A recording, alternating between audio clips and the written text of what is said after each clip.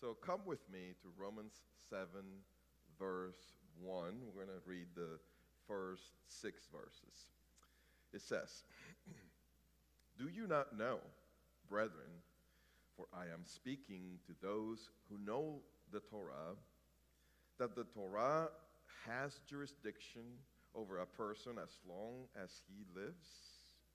For the unmarried woman is bound by the law of their marriage, by the law of the land, by the law of the Torah, to her husband while he is living.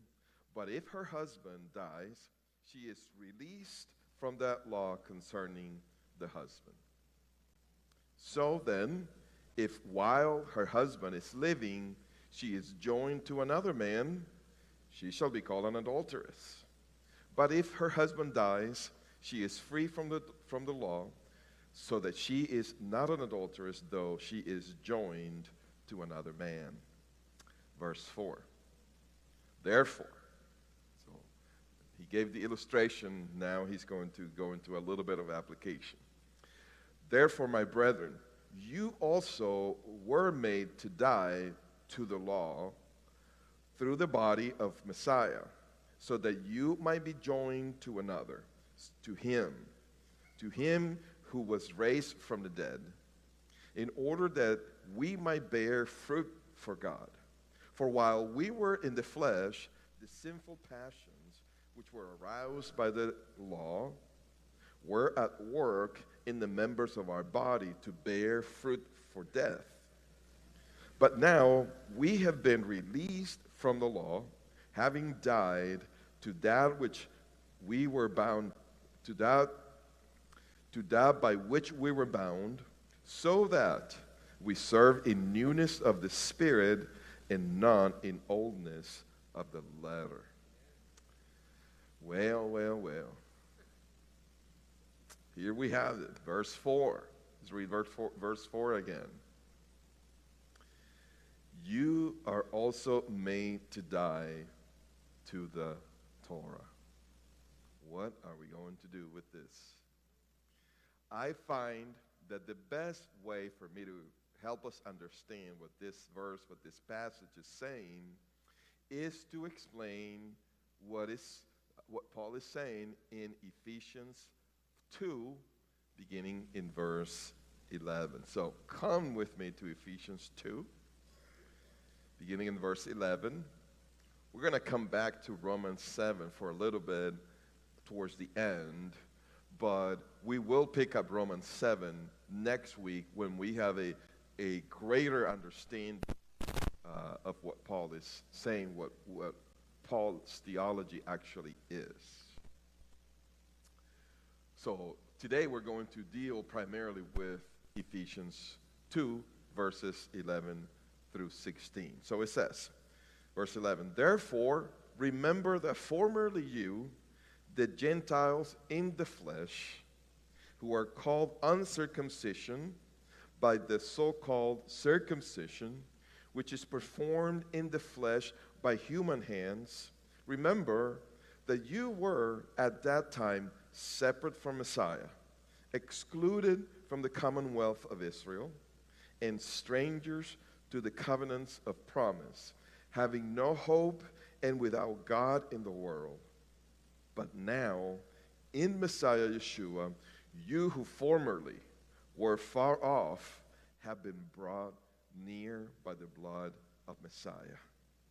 For he himself is our shalom, who made both groups into one and broke down the barrier of the dividing wall by abolishing in his flesh the enmity, which is the Torah of commandments contained in ordinances, so that in himself he might make the two into one new man, thus establishing peace, and might reconcile them both in one body to God through the cross, by it having put to death the enmity. Well, here you thought I was going to go to an easier passage. And so now we have that the Torah was abolished, what are we going to do? In one passage, you died to the Torah, and in the other one, the Torah is abolished. A guy can't get a break here. What are we going to do? Okay, well, let's see if we can solve this. I think this one is a little easier to solve, and then it sheds light into the other one. So we're going to wrestle with Ephesians 2, and then it will be a lot easier to understand Romans 7. But, of course, we have a lot of work cut out for us, right? So, verse 11. Let's take it from the top. Remember that formerly you, the Gentiles in the flesh. Now, it's not saying, remember that you formerly were Gentiles. That's not what this is saying. Right? It's saying, remember that you, formerly you, the Gentiles in the flesh, who are called uncircumcision. So this is important to understand that Jews continue to be Jews and Gentiles continue to be Gentiles. Now I understand, the word Gentile has a connotation of being pagan, of being, from nations that didn't really know anything about Judaism at the time. And today it's different, especially when we think the Western world, right? This is a Christian world. It's a Christian culture. As much as people are trying to destroy it, they're trying to destroy it because it is a Christian culture, a Judeo-Christian culture. But in terms of the ethnicity of the believers, there is no change. There is no change. And Paul is not promoting that, and he's not saying that here. What he is saying then in verse 12 is, remember that you were at that time separate from Messiah, excluded from the commonwealth of Israel. And the word commonwealth here is a very interesting word. We get the word politics from this word, politics. And so it refers to a political body, not a political party, but a nation, the nation of Israel. So you were excluded from having any form of participation in the nation of Israel. Now, that can get a little funny. So you just told me I'm a Gentile, but now you're telling me that I somehow have some participation in Israel? Well, what are you saying? Are you speaking out of both sides of your mouth? Well, I love that we have this word commonwealth because we understand this word very well. Think of the Commonwealth of England, right? Our friends to the north, the Canadians, they are part of the Commonwealth. They have a queen. But they are definitely not British citizens. They are not, they do not carry a British passport. And actually in Britain, they have a law into which if you are born outside of England to British parents, but you do not live in England, you are in danger of losing British citizenship. I have friends. I have a friend who is married to a British, an English wife, and they have children. I don't know how they solved this. I haven't seen him in years. We went to college together, and I don't know how they resolved that, but I do remember that you have to choose. Even to, if you were born to a British mother. So here, being part of the Commonwealth of Israel, the net result is that you are part of the remnant of Israel. So in that sense, every believer from all the nations are grafted into the olive tree, and every believer from all the nations have membership in the Commonwealth, but are not Israeli citizens, of course. So likewise, They remain Gentiles. They do not become Jews. So, and that's the premise of Romans. Preaching this unity between Jew and Gentile, accept one another. Jew and Gentile accept one another. It goes without saying that we have to have people who are continuing in their identity, whichever it is in this case, whether Jew or Gentile. So, you were strangers to the covenants of promise. And stranger here, it doesn't mean that you didn't know it, that you were uninformed. Remember when Nadab and Abihu brought a strange fire? That was a major big deal. So stranger is a technical term. It would be someone who is not of the priesthood attempting to work their way into fulfilling the functions of the priesthood. We see that in the book of Numbers, the rebellion of Korah. They were Levites, but they were not priests. They were not Kohanim. But they wanted to, and they rebelled to become that, and the result was not pretty for them either. So in that regard, they were also strangers to the priesthood. And so this word here, strangers to the covenants of promise, means you have absolutely no part. You are born in the wrong family. And of course, these are things that the Messiah is going to reverse to those who believe. Having no hope and without God in the world. But, verse 13, now in Messiah Yeshua, you who formerly were far off have been brought near. This is extremely important. This is through and through a Levitical term, being brought near. If you have been in our classes, in our Levitical classes, that you may remember that we studied at the very beginning that there is a term that's an umbrella term for all the sacrifices, and that's the word korban. Korban, all of the sacrifices fall under that category, whether it is burnt offering, grain offering, fellowship offering, sin offering, all of those, they fall under the category of korban. But the word korban means to draw near. And so when you bring a sacrifice, the word bring is karav, and you karav with a korban. You draw near with a sacrifice. So this word to bring near, to come near, is a Levitical technical term. So for those who trust in Yeshua as their Messiah, now they are brought near. And in Leviticus, holiness is transmitted by nearness, by physical nearness.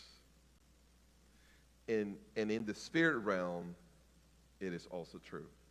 So when you trust in Yeshua as your Savior, though not Jewish, you are brought near.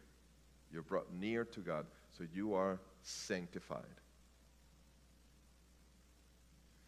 Those who were, so being far off, it's really not a geographical or spatial kind of distance, but it is actually a covenantal spiritual distance and exclusion that through faith in Yeshua, God reverses.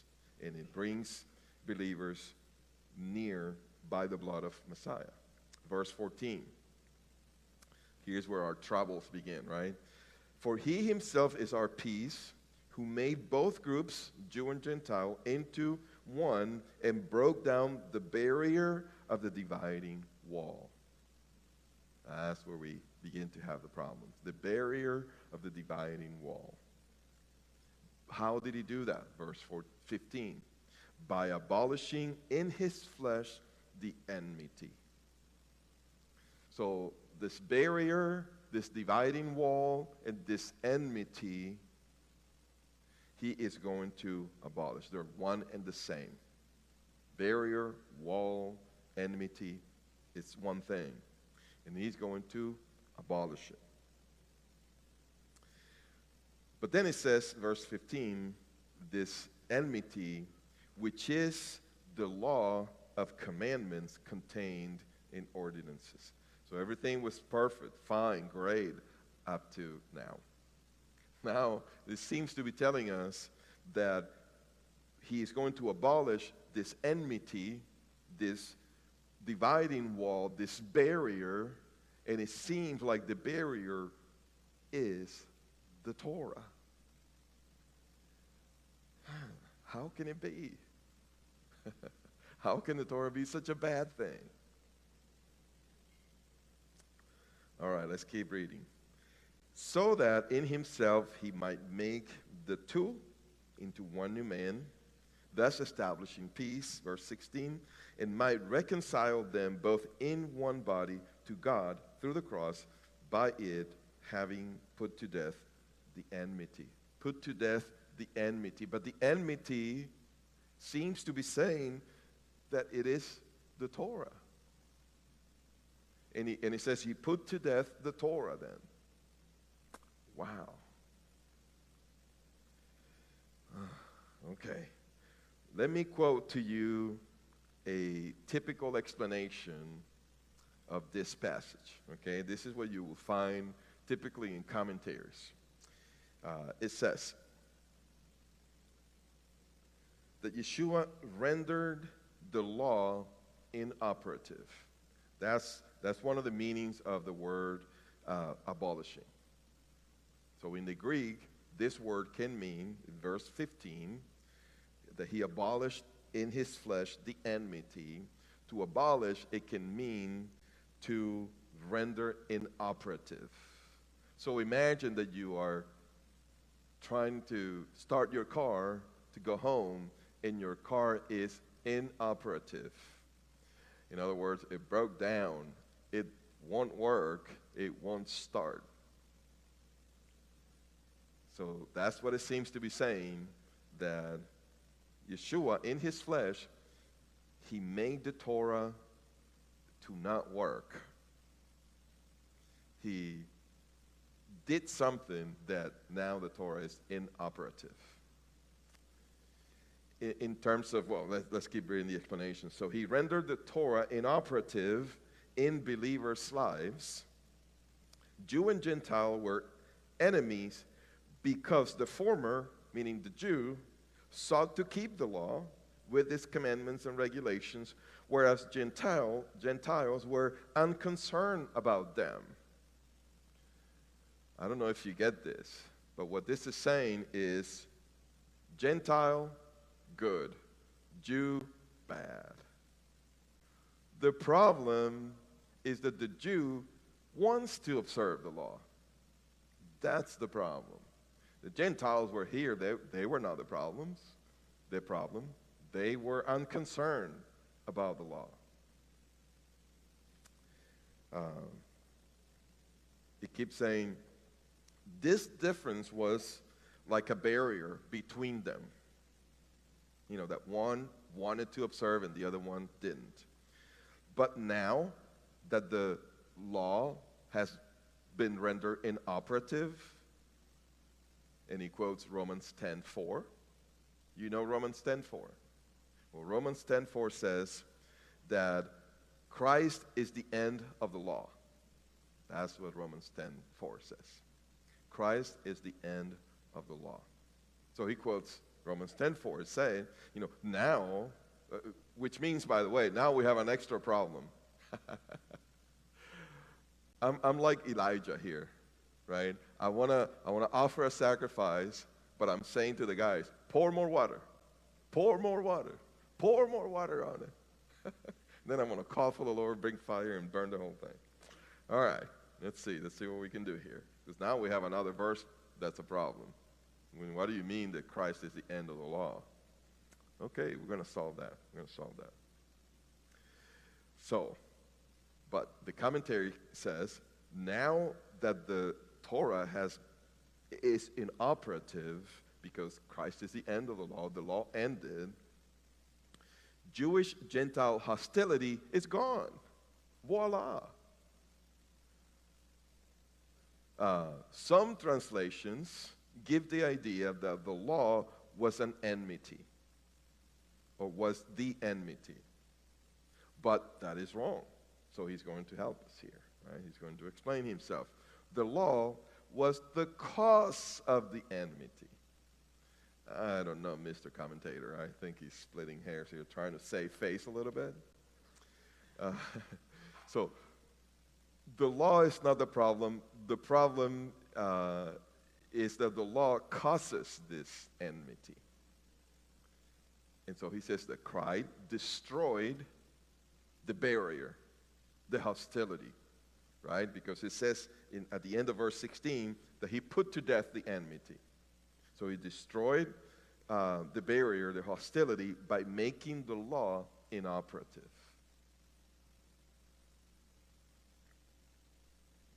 Wow. Could there be another explanation to this? I don't know. I happen to know who wrote this. I'm not going to tell you who it is, but I happen to know who wrote this, and he passed away. He was a very godly man, a fine scholar, other than, Ephesians 2:14, 16. A great man of God, but very wrong in this, and perhaps not really fully knowing the background to this, although he was a great scholar. But let's see what we can do to help him out here, right? So let's go back to verse 15. So Ephesians 2:15.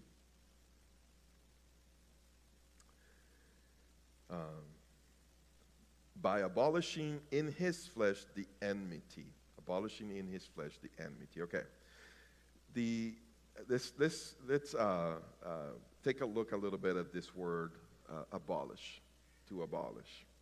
So it has at least three potential meanings. So it can mean to cause something to lose power or effectiveness, to cause something to come to an end, to no longer be in existence. So that's another option. And then the third option is to cause the release of someone from an obligation. That's what this word means. To cause something to lose its power, to be inoperative, in other words, just like we read a little earlier. To cause something to come to an end, to stop to exist, to cease to exist, or to cause the release of someone from an obligation. Well, if you don't know which one to choose, I'll tell you, it's the first one. The first one. So what this word means is to cause something to lose its power.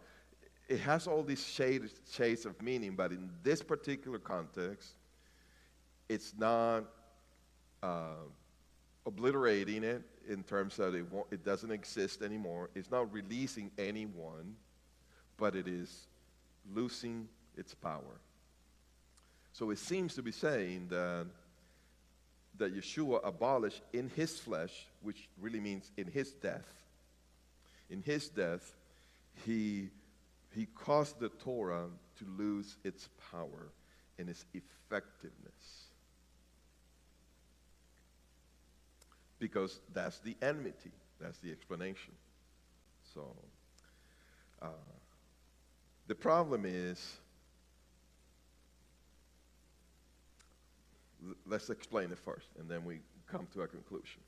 The second half of verse 15 says, which is the law, the Torah. Now, whenever you read here, which is this, this, which is that, what it is doing is defining it. So the second part is defining the first part.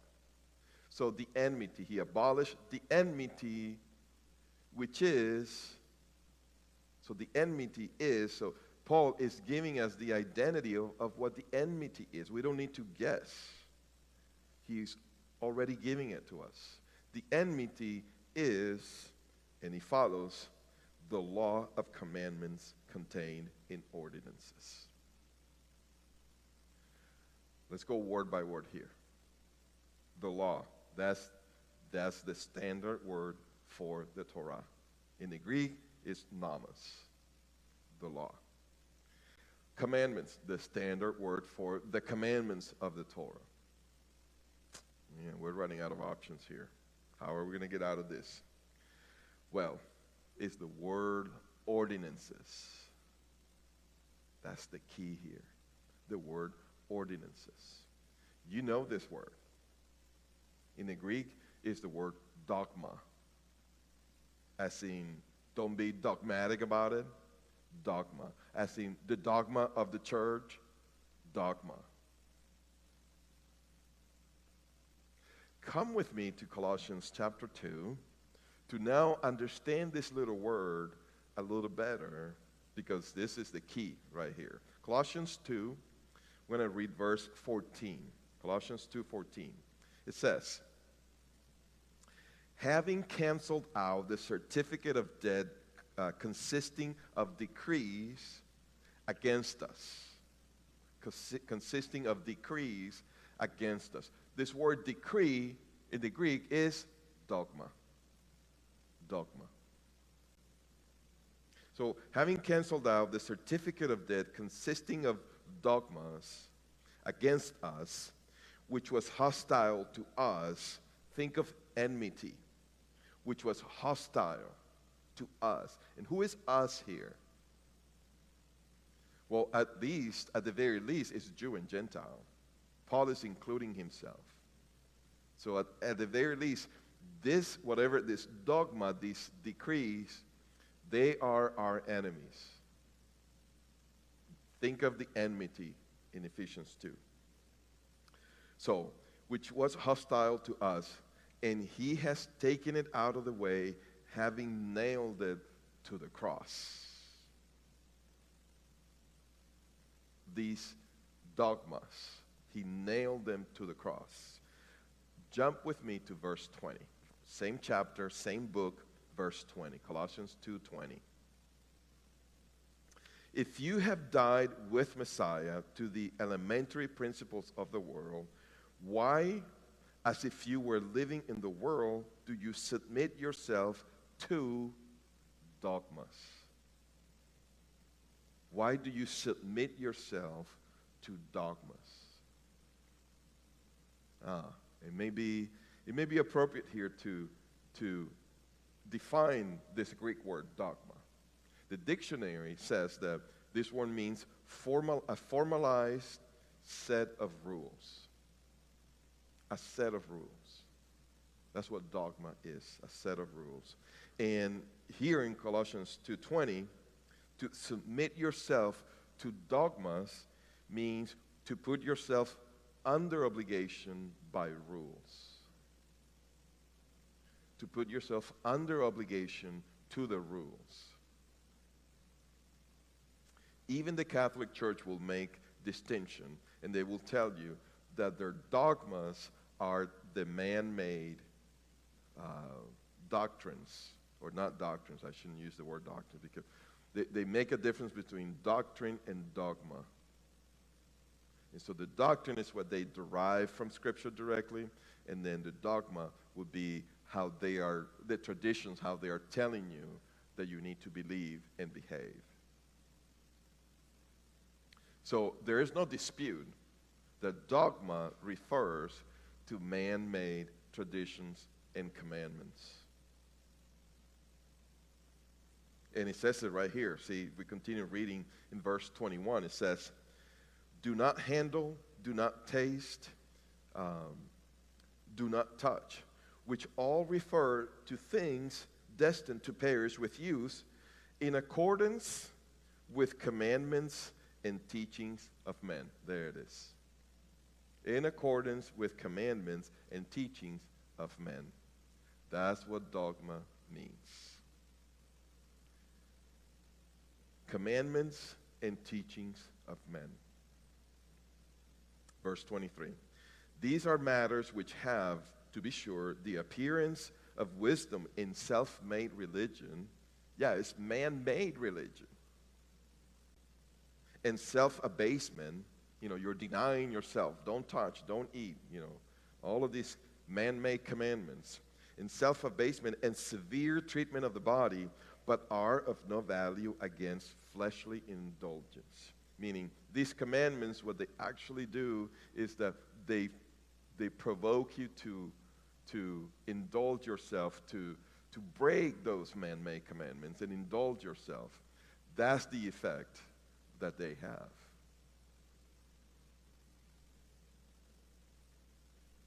That's the word dogma, commandments of men. Let's go back to Ephesians now. Ephesians 2:15. I think we are better prepared now to read Ephesians 2:15 now. So, Ephesians 2:15. He abolished in his flesh the enmity, which is the Torah of commandments in dogmas. That's the key. That word in Ephesians 2:15 is dogmas, the word ordinances. In other words, this is not the written Torah. But it uses the word Torah. Yes, I know. In the Jewish mindset, what Moses wrote is the Torah. What the rabbis said and taught and wrote is Torah. And in every context, you have to differentiate. So by Paul using the word dogma, immediately he is telling you, these are commandments of men. This is not the Torah of Moses. Wow. So you mean to tell me, we go back now to verse 14. He himself is our shalom, who made both groups into one and broke down the barrier, the dividing wall, verse 15, the enmity, which is man-made commandments around the Torah. Not the Torah itself. He did not abolish the Torah of Moses. But he did abolish. He did render inoperative. He caused the tradition of rabbinic commandments to lose its power and effectiveness. They have no power over the Jewish believers. This is what Yeshua said and did. Rabbi, why don't you teach your disciples to wash their hands? Because I'm going to die, and I'm going to make your commandments of men inoperative, of no effect on them. He never said, gee, thanks for reminding me. I forgot to teach him that. I'm going to start doing that tomorrow. No, he never did that. He refused to put the disciples under the authority of what the rabbis taught, of the commandments. And yet, at the same time, he said, the Pharisees, they sit at the seat of Moses. Do as they say. Man, you need so much maturity to understand this, that the traditions around the commandments are necessary but become too much, excessive. But especially the authority with which they are given, that authority is definitely off limits. Definitely not applicable. in terms of dictating how to live. They help illuminate the text. They help us follow the traditions together with the Jewish world. But we're not under the authority of these commandments, of these dogmas of men.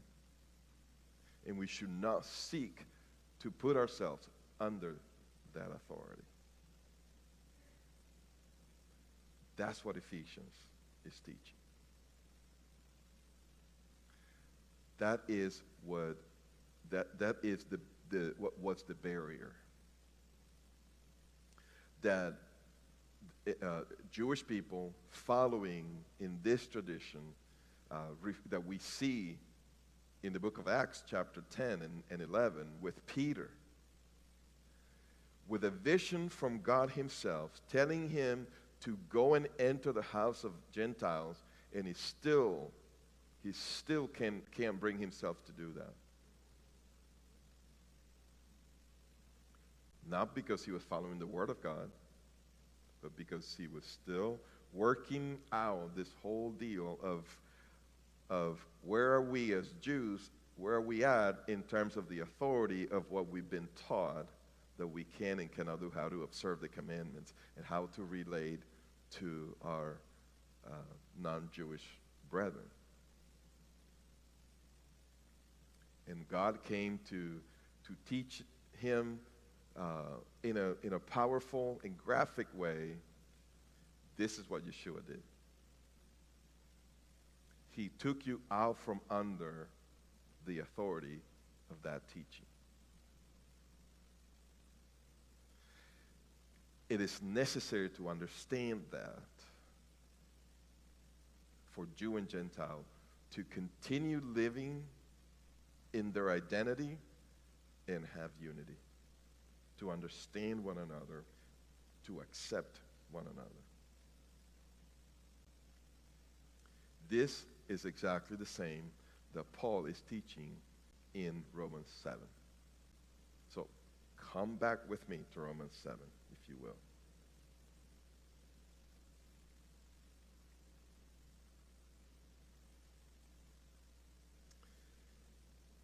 Romans 7, verse 1. Or do you not know, brethren, that for I am speaking to those who know the law? I feel we now understand how this works a little better. So he's going to give an example of natural law, right? Civil law. For I'm speaking to those who know the law, that the law has jurisdiction over a person as long as he lives. This is what we're talking about. Does the tradition and the commandments, does it have jurisdiction over the believer's life? That's what we're really talking about.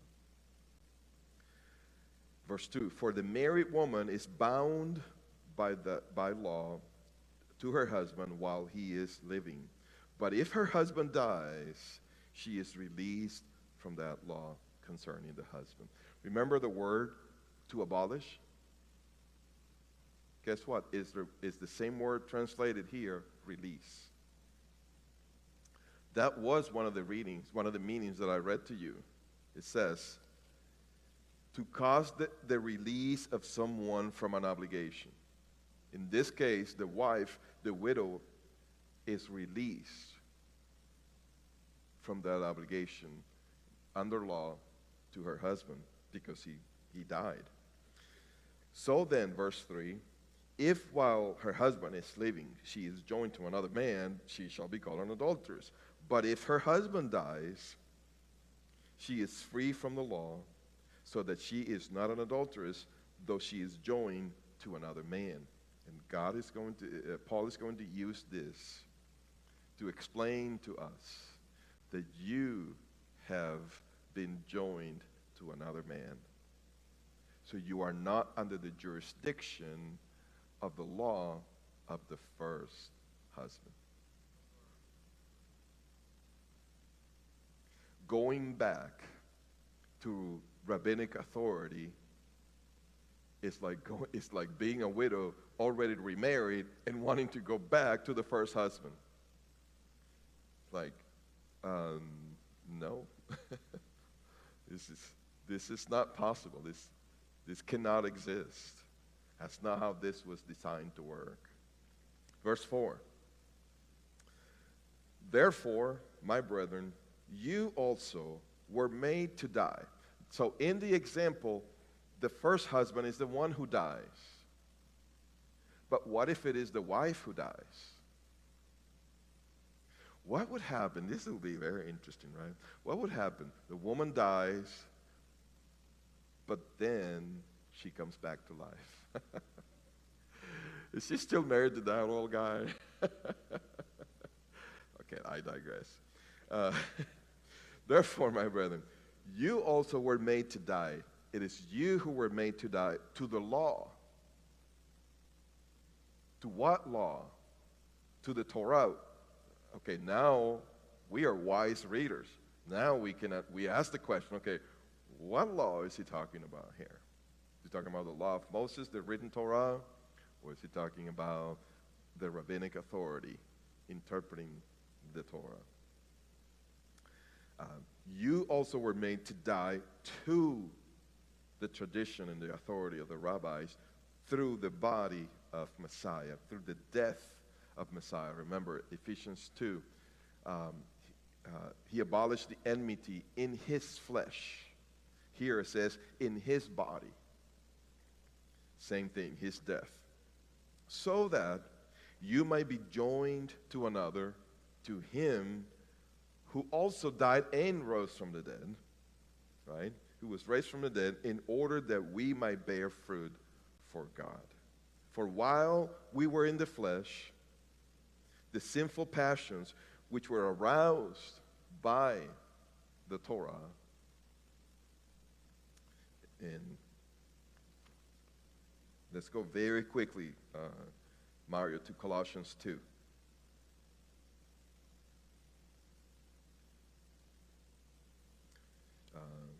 Colossians 2:23. This issue of the sinful passions that are aroused by the law. In Colossians 2:23 it says, these are matters which have, to be sure, the appearance of wisdom in self-made religion and abasement and severe treatment of the body, but are of no value against fleshly indulgence. In other words, this is hypocritical religion of people who appear to be godly, appear to be restraining themselves. They observe this going on. I can't do this, and I don't do that, and I don't go there on this day, and I don't touch this. But all of those commandments have absolutely no power to help them overcome the desires that they eventually, sooner or later, are going to indulge. So they become hypocritical. That in the things that they preach and condemn you for, they actually do. So back to Romans. For while we were in the flesh, the sinful passions which were aroused by these commandments were at work in the members of our body to bear fruit for death. That's the wages of sin, death. But now, we have been released, same word again, we have been released from the authority of those man-made commandments that are also called Torah. Having died, because we died to that by which we were bound. So Paul is speaking as a Jew. I was bound to that authority, but I died. So that we serve in newness of the Spirit and not in the oldness of the letter. And whenever he speaks of the letter of the law, is in contrast to the spirit of the law. to God's very intent, the heart intent of the commandments, not the interpretation that adheres hypocritically to the letter of it, but does not have the compassion and the mercy and the love for people, but is hypocritical. So, we are not bound to the letter of the law, to the authority of those who observe the letter of the law. We serve God in the newness of the Spirit, which is another way of saying in a resurrected, in the power of the resurrection of the Messiah.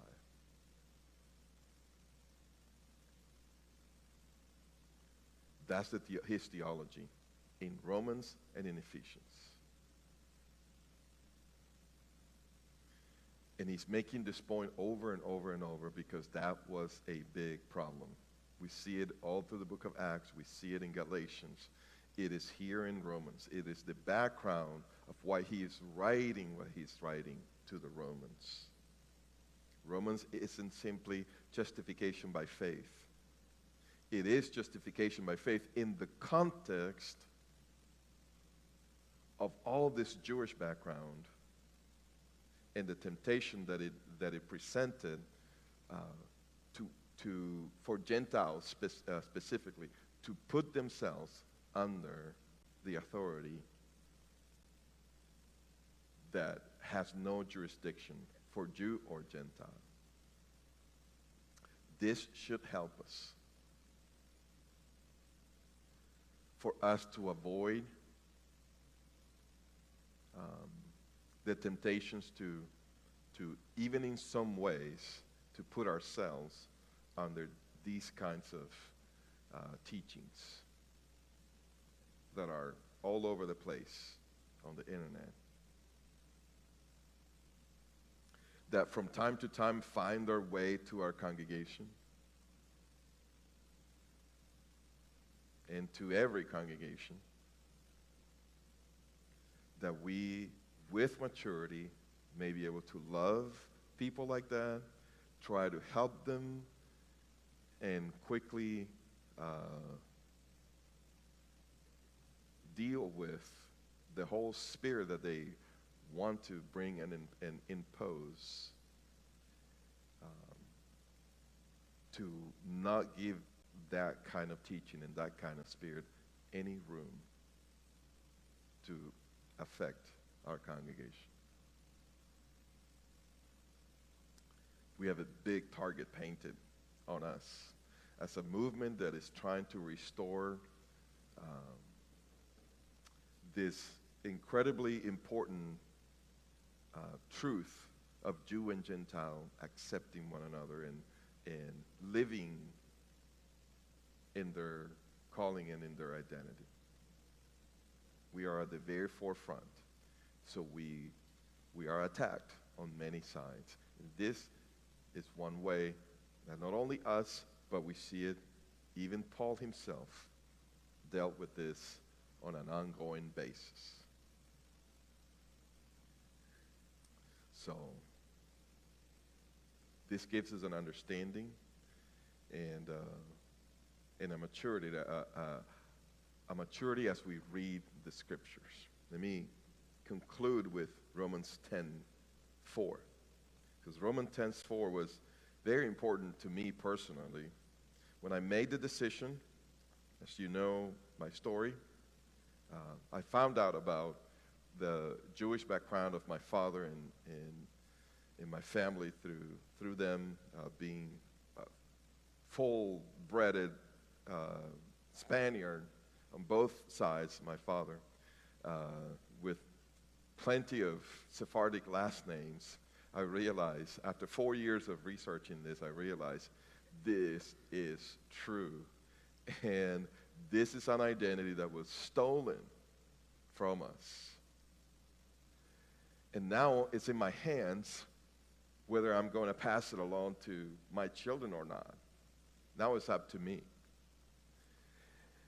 And I knew this was the right thing to do. And I knew that I actually began to observe Shabbat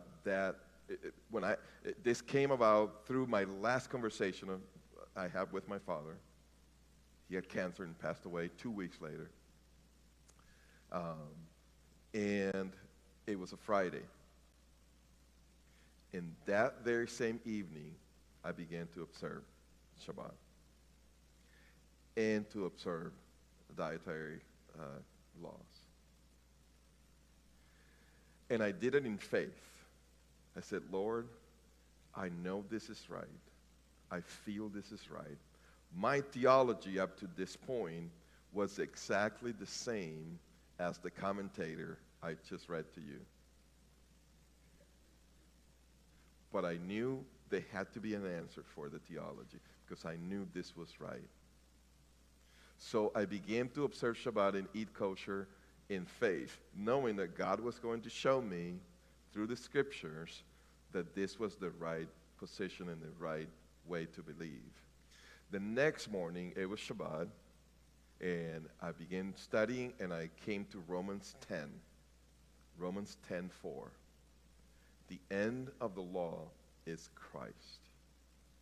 So I began to dig. And here's what I found out. I found out first that the word Christ is the word Mashiach. Of course, I knew that. Messiah. But then I also found out that the word law was the word Torah, the word teaching, instructions. But most important of all, of course, I found out that the word end, as in the end of the law, is Christ. The word end actually means the goal. The goal. So that the verse now read completely different. The goal of the Torah is Messiah. For justification for those who believe. Completely different.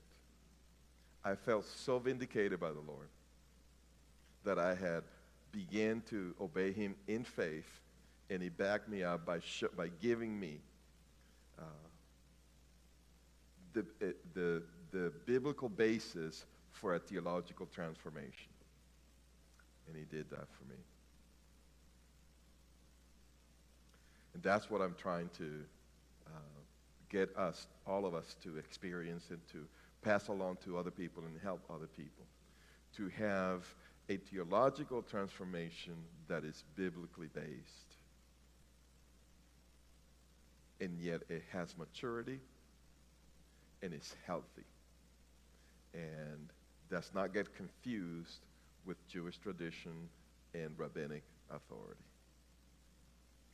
That's a hallmark of Sukkot. And we want to keep it that way. Let's pray.